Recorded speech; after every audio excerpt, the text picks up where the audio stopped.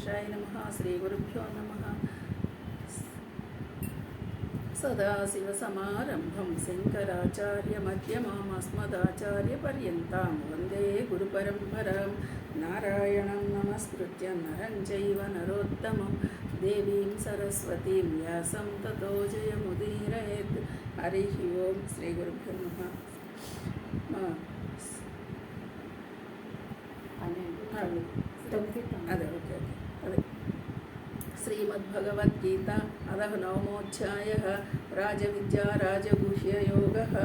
9వ అధ్యాయము 12వ శ్లోకం 13 అనుకుందాం.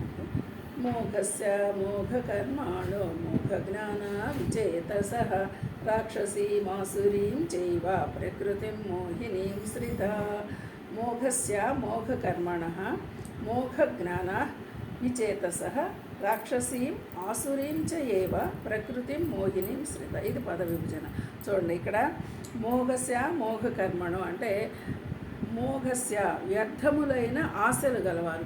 ఇప్పుడు మోఘ అని పెట్టారు. ఇక్కడ మోఘ అంటే మనం మోహంలో పడటం అన్నమాట. ఆశలు వ్యర్థములే. అది ఎలాంటివి?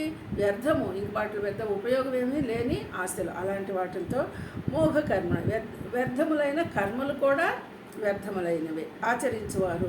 మోఘ జ్ఞానాహ అంటే విపరీత జ్ఞానము గలవారు. అసలు జ్ఞానంలో విపరీత జ్ఞానం ఏంటండి? సరైన జ్ఞానం లేకపోతే విపరీత జ్ఞానమే. అంటే పరమాత్మ జ్ఞానం తెలుసుకోకపోతే మిగతాదంతా విపరీత జ్ఞానమే. అంటే లౌకికమైన వ్యవహారం అంతా కూడా ఒక రకంగా విపరీత జ్ఞానం అనే చెప్తున్నారు. విచేతసః అంటే విక్షిప్తములైన మనసు గలవారు. ఇంకా వీళ్ళ మనసు ఎలా ఉంటుంది? దేని మీద కూడా నిక్షిప్తమై ఉండదు. ప్రతిదానికి విచ్ఛిన్నమైపోతూ ఉంటుంది అన్నమాట. ఒక క్షణం ఇదే, ఇంకొక క్షణం మరొకటి. ఈ విధంగా మనసు నిలకడ లేకపోవడము. అలాంటి వారు అజ్ఞానులు. వీళ్ళందరినీ ఒక కేటగిరీ అజ్ఞానులు అంటున్నారు. ఎవరు? వ్యర్థములైన ఆశలు గలవారు, వ్యర్థములైన కర్మలు చేసేవాళ్ళు, విపరీత జ్ఞానం, ఉన్న జ్ఞానానికి దానికి లేని జ్ఞానాన్ని ఆపాదించుకొని మోహంలో పడిపోయేవాళ్ళు. ఇలాంటి వాళ్ళందరూ కూడాను అజ్ఞానులు అంటున్నారు. రాక్షసీం అంటే ఇక్కడ రాక్షస గుణములు అని మనకి చెప్పబోతున్నారన్న. ఆసురీం అంటే రాక్షసు అన్నా ఆసురి అన్నా కూడా స్వభావములు. రాక్షసి అన్నప్పుడు ప్రవర్తనని చెప్పాల్సి వస్తే రాక్షస చెప్తారు, బుద్ధిని చెప్పాల్సి వస్తే ఆసురి అని చెప్తారనమాట. కానీ నిజానికి రాక్షసులకి ఆసురులకి ఏమిటయా తేడా అంటే, మనం ఎక్కడైనా చెప్పవలసి వచ్చినప్పుడు అమ్మో వాళ్ళ స్వభావం రాక్షసత్వం అంటాం. అలాగే బుద్ధి ఒకవేళ చెప్పాలంటే గుణం అండి, ఆసురి గుణం, రాక్షస గుణం ఉంది అని చెప్తారు. ఆ విధంగా 2 రకాలుగా ఆసురి. మరి అలాగే మోహిని ప్రకృతి అంటే మోహిని స్వభావముగానే ఏవ ఆశ్రయించరు. అంటే వీళ్ళు ఎలాంటి స్వభావంలో ఉంటారు? ఇంకా ఎంతసేపు మోహంలోనే పడిపోతారు. ఈ ప్రకృతి అంటే ఇక్కడ ఏంటంటే వాళ్ళ స్వభావాన్ని తెలియజెప్పేదన్నమాట. అంటే గుణములు అని మనం అనుకుంటున్నామే, ఎవరెవరి గుణం ఎలా. ఇప్పుడు మనం మామూలు గుణాలంటే మనకు నెక్స్ట్ 14వ అధ్యాయంలో గుణాలు వస్తాయి. సత్వరజస్తమో గుణాలే కావు అని మనం ఆపాదించుకుంటాము. అయితే ఈ గుణాలు ఏదైతే చేస్తుంది. ఇప్పుడు నిప్పు చెప్పాలనుకోండి, నిప్పు గుణం ఏం చెప్తాము? కాల్చటమో చెప్తాము. అలాగా ఇప్పుడు ఈ ఆసురీ గుణాలు, రాక్షసి ఇవి ఎలా ఉంటాయంటే వాళ్ళు ఏది చెయ్యాలంటారో మంచి చెడ్డ విచక్షణ లేకుండా చేయటమే ఈ ఆసురీ గుణాలు. అందుకని అలాంటి వాళ్ళు ఎంతసేపు ఆ మోహంలోనే పడిపోతారు. ఆ మోహంలోనే అంటే ప్రకృతి పరంగా అంటే వాళ్ళ సహజ సిద్ధమైనటువంటి గుణాలు ఈ రకంగానే మారిపోతాయి అన్నమాట.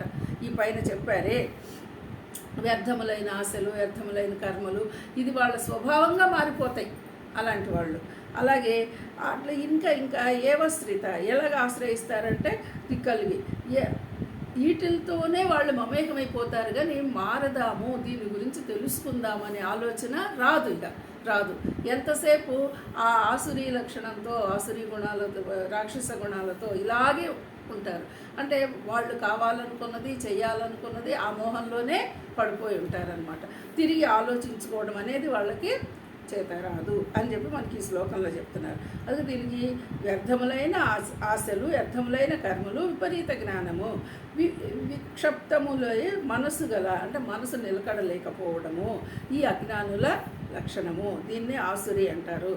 ఈ స్వభావాన్ని వాళ్ళు ఆశ్రయించి ఉంటారు. ఈ స్వభావం నుంచి దాన్ని మార్చుకుందామనే ఆలోచన చాలా వరకు రాదని ఇక్కడ మనం అర్థం చేసుకోవాలి.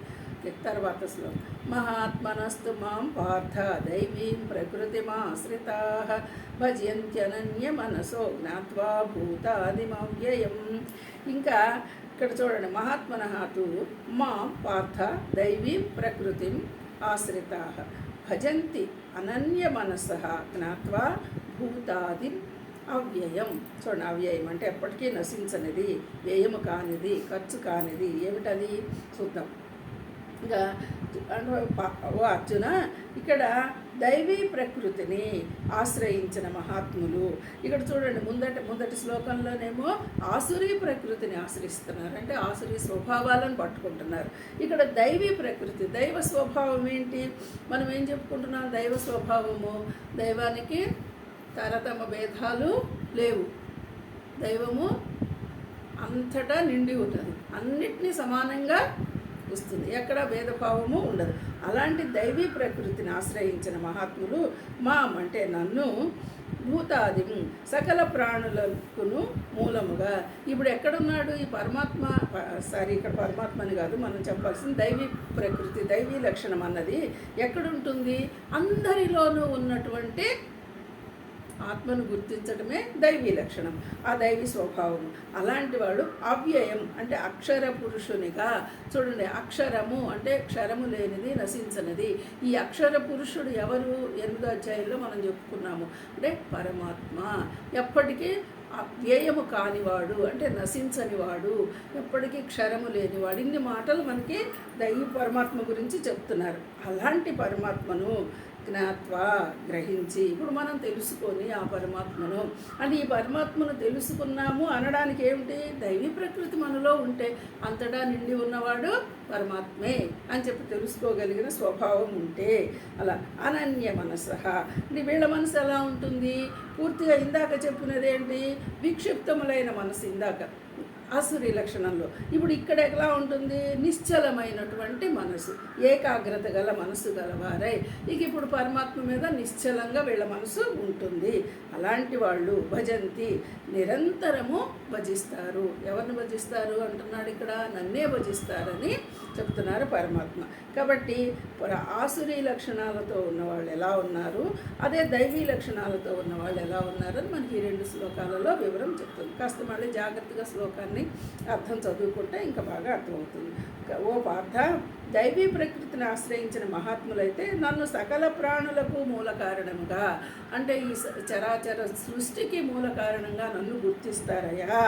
అవ్యయముగా అంటే ఎప్పటికీ నశించని వానినిగా నన్ను తెలుసుకొని నిశ్చలమైన మనసు గలవారై నిరంతరము నన్నే సేవిస్తారు అని మనకి ఈ శ్లోకంలో తెలియపరుస్తున్నారు. ఇది దైవీ లక్షణము. హరి ఓం.